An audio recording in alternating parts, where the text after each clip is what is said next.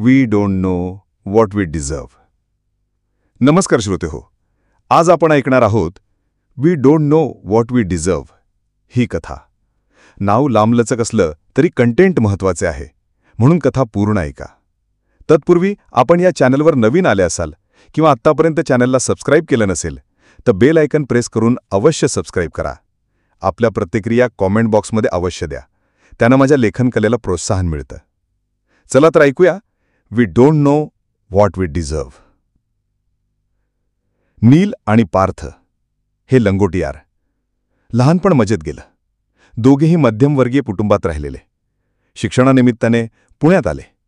मुंबईने जसं आमची मुंबई म्हणणाऱ्यांना आपल्यात सामावून घेतले, तसंच पुणे हे शिक्षणाचे माहेरघर म्हणून बरेच जणांनी माहेरीच मुक्काम करण्याचं ठरवले. झाला गमतीचा भाग. असो, नील आणि पार्थ दोघेही अभ्यासात हुशार. कॉलेजमधील एक हुशार मुलगी श्वेता नीलच्या आयुष्यात आली. शिक्षण, कॉलेज लाईफ, फिरणं, पिकनिक असं मस्त स्वच्छंदी लाईफ एन्जॉय करत बी झालं. ग्रॅज्युएशन झाल्यावर श्वेताला आपल्या गावी निघून जावं लागलं. तिचं काही असं ॲम्बिशन नव्हतं.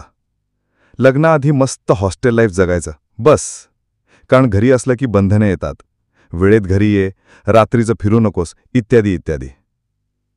नील आणि पार्थ पुढे मास्टर डिग्री घेणार होते, त्यामुळे ते पुण्यातच राहणार होते. नील आणि श्वेताची आता ताटातूट झाली, त्यामुळे नील जरा अपसेट राहू लागला. मग शनिवार रविवार तिच्या गावी नांदेडच्या चक्रा वाढल्या, भेटीगाठी होऊ लागल्या. संकट काही सांगून येतात का हो? नाही ना. असाच एक दिवस रात्री अचानक आईचा कॉल आला. नील बेटा, बाबांना हॉस्पिटलाइज केलेले आहे, तू ताबडतोब निघून ये. झालं. नीलवर दुःखाची अजून एक कुऱ्हाड कोसळली. वडील गेले. डोक्यावरचं छत्र वादळात उडून गेलं. आता नीलला लवकरच घरची जबाबदारी घ्यावी लागणार, कारण तो एकुलता एक नव्हता, पाठची बहीणसुद्धा होती. नील बेटा, बाबा गेले, आता आपल्याकडे आर्थिक इन्कम सोर्स म्हणजे त्यांचा फंड जो काही असेल तो तेवढ्यातच भागावे लागेल. तर तुझं म्हणणं मला मान्य आहे. मी शिक्षण सोडून नोकरी शोधतो. नाही बाळा, माझं हे म्हणणं नाही. तू तुझं शिक्षण एखादी पार्ट टाईम जॉब करून पूर्ण कर. आपल्याला काही काळ दिवसरात्र एक करावे लागतील. मी पण काही कामाचं बघते. आई, कसं ना, बाबा होते तोवर किती सुखी होतो आपण त्यांच्या छत्रछायेत, पण आता त्यांच्या अस्तित्वाची प्रकर्षाने पदोपली उणीव भासते. आईला गहीवरून आलं.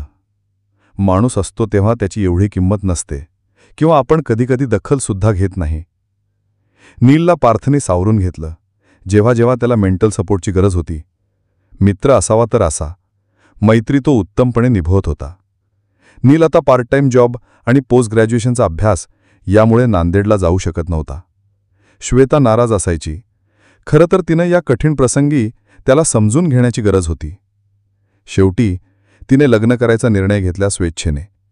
वडिलांनी उत्तम स्थळ पाहून तिचं लग्न करून दिलं. नील मनातून तुटून गेला.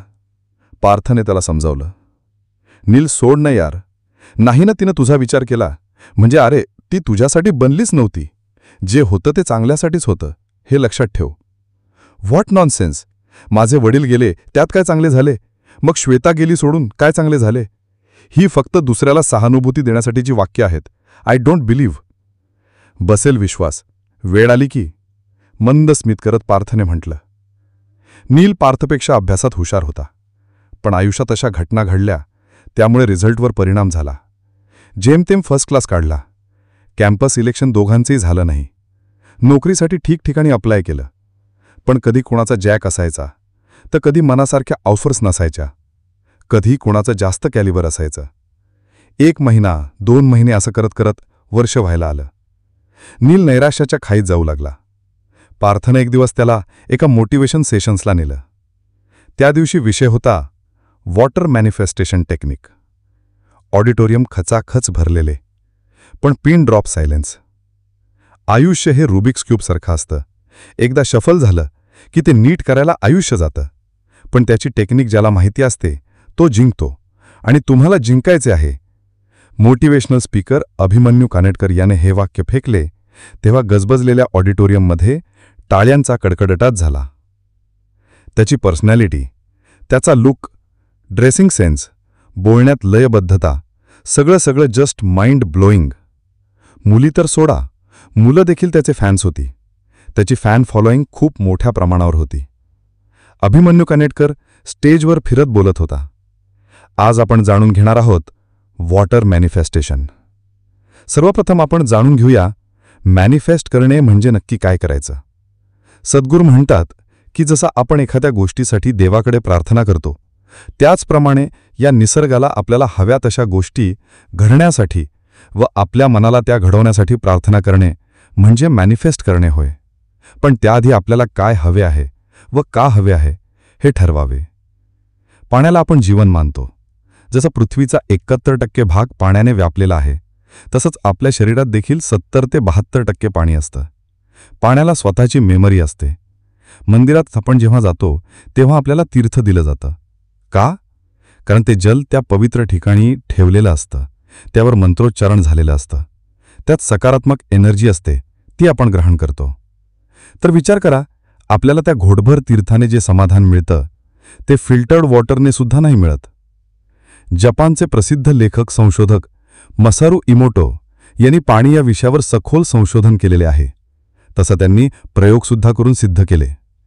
2 पेलात पाणी घेऊन एकावर सकारात्मक तर दुसऱ्यावर नकारात्मक वाक्य लिहिले. नंतर ते फ्रीज केले. मायक्रोस्कोपने जेव्हा चेक केले तेव्हा सकारात्मक असणाऱ्या पाण्याचा सुंदर जॉमेट्रिक डिझाईन तर दुसऱ्या नकारात्मक पेल्यातील पाण्याचा असंबंध चित्र दिसलं. कारण पाण्यातील अणू हे वेगवेगळ्या आवाजाच्या फ्रिक्वेन्सीने अट्रॅक्ट होतात. तुम्हाला माहिती आहे, पवित्र गंगेचे पाणी आपण बाटलीत कितीही दिवस ठेवलं तरीही ते पवित्र असतं. गंगा ही मोक्षदायिनी नदी आहे. मृत्यूसमयी त्या व्यक्तीच्या तोंडात पाणी दिल्यास त्या आत्म्याला मोक्ष प्राप्त होतो. आपल्या संस्कृतीत विविध पूजा अर्चा करताना शास्त्रानुसार अन्न ग्रहण करण्याआधी ताटाभोवती पाणी फिरवतो. त्यामुळे देवी अन्नपूर्णा प्रसन्न होते आणि आशीर्वाद देते. घरी नेहमी अन्नधान्याची मुबलकता असते. जेवणाच्या वेळी सकारात्मकता राहते. असे एक ना अनेक फायदे आपल्याला पाण्यामुळे होतात. आजपासून तुम्ही एक प्रयोग करा. पाणी भरलेला पेला घ्या. जसा लहान मुलं पेला पकडतात तसा दोन्ही हाताने पकडा. तुमचं जे टार्गेट आहे अचीव करण्याचं, ते अचीव करण्यात मी यशस्वी झाले किंवा झालो आहे हे व्हिज्युअलाइज करा. रात्रभर तो पाण्याने भरलेला पेला देवापाशी म्हणजे मंदिरात ठेवा. देवाजवळ किंवा मंदिरात यासाठी कारण तिथे पॉझिटिव्ह एनर्जी असते. आपण कोणीही त्या ठिकाणी वाईट बोलत नाही. एकतर जात नाही किंवा मन ताळ्यावर ठेवून जातो, नाही का? दुसऱ्या दिवशी अंघोळ झाल्यावर प्रथम ते पाणी ग्रहण करा किंवा वॉटर बॉटलवर कागदावर आपल्याला जे हवे आहे ते लिहा आणि चिटकवा. काही वेळ पुन्हा मगाशी सांगितल्याप्रमाणे व्हिज्युअलाइज करा. दुसऱ्या दिवशी ते पाणी कन्झ्युम करा. असं करत राहा. मी तर म्हणतो की ही कायम प्रॅक्टिस ठेवा. आधी म्हटल्याप्रमाणे पाण्याची स्वतःची अशी स्मरणशक्ती असते. पाणी पिणाऱ्याच्या मनात त्या सकारात्मक गोष्टी उतरतात. ही पॉझिटिव्हिटी बाहेरच्या पाण्याला आकर्षित करते. त्यामुळे आपल्यावर त्याचा चांगला प्रभाव पडतो. असं वारंवार सकारात्मक बोललो की आपल्या अवचेतन मनसुद्धा त्यामुळे रिप्रोग्राम होतं. गृहिणींसाठी तर ही गोष्ट खूप सोपी आहे. आपणास कणिक भिजवताना, भाजी करताना, कुकर लावताना पाण्याचा उपयोग करावाच लागतो.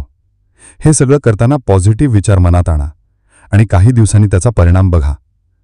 तसं तर आपल्यापैकी बरेच जण आपलं घर सोडून इथे शिक्षण, नोकरीनिमित्त आलेले असतील. त्यांना लगेच लक्षात येईल. कसं हे पहा, तुम्ही इथे मेस लावता. तुमच्या मेसमध्ये कितीही स्वच्छता असली, जेवणाचा उत्तम दर्जा राखला असेल तरी आईच्या हाताच्या जेवणाची चव मिस करताना. कारण जेवण बनवताना आईच्या मनातील तुमच्याप्रती असलेली काळजी, प्रेम त्यात असते. तर बाहेरचं अन्न हे पैसे मिळवण्याच्या उद्देशाने केलेलं असतं. आजकाल आपल्या कानावर बरेचदा ऐकू येतं, आजकाल लोक प्रॅक्टिकल झाले आहेत. त्याचं कारण त्यापैकी एक हेही आहे. असो मित्रांनो, मी हे जे सांगितले आहे ते नक्की करून बघा. या गोष्टी करायला पैसे लागत नाहीत, फक्त विश्वास लागतो. आणि अशा बऱ्याच गोष्टी अभिमन्यूने सांगितल्या. नील आणि पार्थने रूमवर आल्यावर आपण हे आजपासूनच सुरू करूया असा निश्चय केला. महिनाभरात त्यांना रिझल्ट दिसला. दोघांनी एका मोठ्या कंपनीत इंटरव्ह्यू क्रॅक केले. नीलचा HR राऊंड झाला, त्याला ऑफर लेटर आलं. पण पार्थच्या वेळेस काय झालं? त्याला होल्डवर ठेवलं होतं. पार्थ नाराज झाला होता. दोघांनी अभिमन्यूने सांगितल्याप्रमाणे केलं होतं.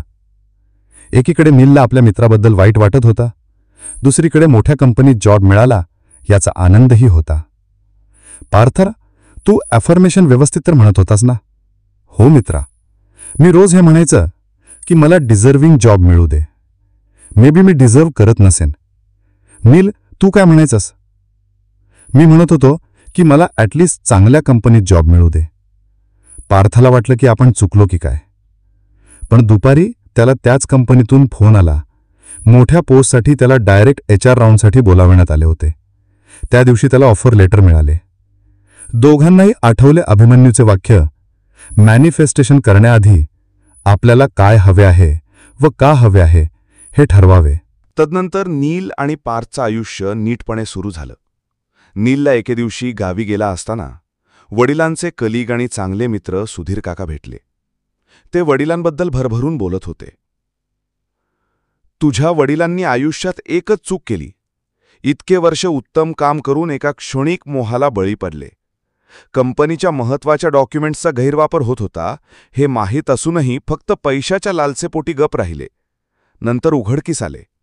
बदनामीच्या भीतीने त्यांचा हार्ट फेल झाला. आम्ही ती गोष्ट वरिष्ठांना विनंती करून डिस्क्लोज करू नका म्हणून सांगितले. कारण आपण मध्यमवर्गीय, त्यात त्यांच्या कुटुंबियांवर पती पिता जाण्याचं दुःख.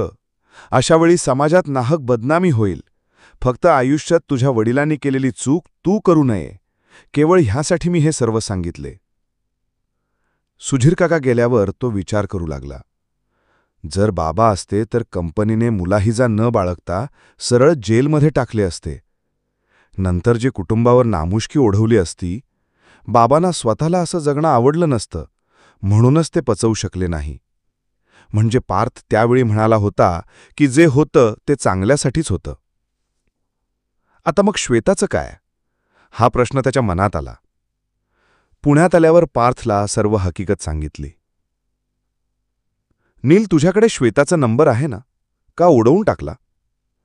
आहे. मग लाव की. नको, मला नाही बोलायचं. आण, मला सांग, मी माझ्या फोननी बोलतो. असं म्हणून पार्थनी नंबर ऐकून फोन लावून स्पीकरवर टाकला. श्वेता, मी पार्थ बोलतोय. सॉरी, मी श्वेताचा नवरा बोलतोय. आपण? मी तिचा क्लासमेट. नांदेडला येणं होणार होतं म्हणून म्हटलं तिची भेट घ्यावी. लग्नाला येणं नाही झालं. श्वेता आता या जगात नाही. She is no more. She was mental ill. तिने आत्महत्या केली. माझ्या सासरच्यांनी एक तर तिचं पहिलं अफेअर लपवलं, दुसरं तिच्या मेंटल इलनेसबद्दल अंधारात ठेवलं, आणि तिने आत्महत्या केली त्याचं खापर माझ्यावरच फोडलं. आता कोर्ट केस सुरू आहे. नुसतं लच्चांड मागे लागलंय. सॉरी, मेलेल्या व्यक्तीबद्दल वाईट बोलू नये, पण उगाच भोगतोय म्हणून, बाकी काही नाही. Oh, I am so sorry. Actually आम्हालासुद्धा हे माहीत नव्हते. जाऊ द्या, असं म्हणून त्याने फोन ठेवला. फोन ठेवल्यावर त्याने नीलला विचारले, तुला कधी जाणवलं नाही का? कधीकधी ती विक्षिप्तपणा करायची, पण मी विचार केला की लाडात वाढलेली आहे पापा की परी, म्हणून असं वागत असेल. बरं झालं ना तुमचं ब्रेकअप झालं ते. तिचा नवरा मोठा माणूस आहे म्हणून स्वतःसाठी चांगला वकील नेमून केस लढतोय. तू काय केलं असतंस? तुझी नोकरी गेली असती. बघितलंस, मी म्हणालो होतो ना, भगवान श्रीकृष्णांनी गीतेत सांगितले आहे, जे होतं ते चांगल्यासाठीच होतं. तर श्रोतेहो, गोष्ट साधीच होती, अगदी जनरल, पण बोधप्रद. पाणी मॅनिफेस्ट करून आपल्या आयुष्यात कसा बदल घडवून आणू शकतो. करून तर पहा. झालं तर चांगलंच होईल. मनाने विश्वास ठेवून करून पहा, आणि चेंज झाला तर नक्की सांगा. आणि आपल्या या स्टोरी वर्ल्डसाठी एक लाईक तो बनताही आहे. सबस्क्राईब जरूर करा, त्यामुळे चॅनल उत्तमपणे धावायला मदत होईल. पुढील नवीन कॉन्टेंटपर्यंत गुड बाय. जय हिंद, जय महाराष्ट्र.